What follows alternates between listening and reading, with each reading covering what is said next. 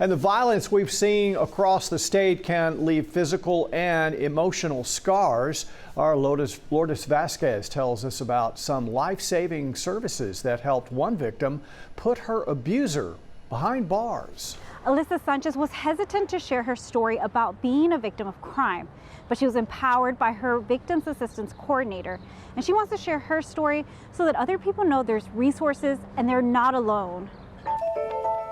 I'm a survivor of domestic violence, specifically strangulation.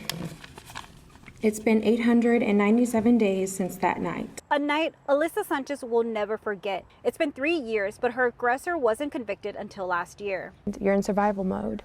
You just survived something that was extremely traumatizing.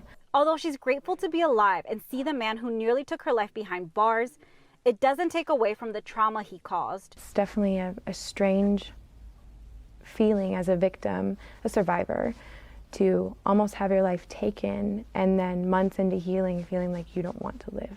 But she found help through the Office of Victim Services. I like to view myself as a strong person, but it's okay to need help.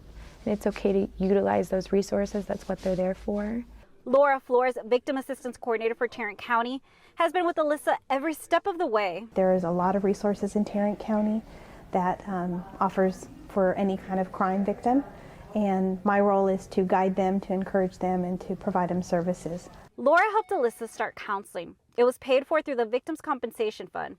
The funds are from fees from court cases and federal grants. Without that help, Alyssa says she wouldn't be able to afford counseling on her own. I started going to therapy twice a week, and she's been great, and I've been able to work through so much.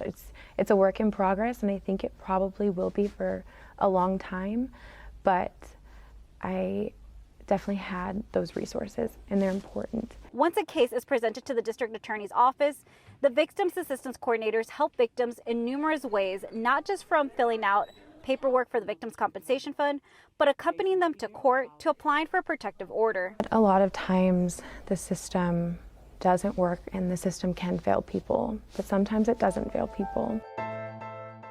Thanks for watching our YouTube channel. For more refreshing stories about your community, click the subscribe button over here. You can also download our Spectrum News app and tune in to Channel 55 on Dish and DirecTV to get live news coverage, weather updates every 10 minutes, and more. We'll see you then.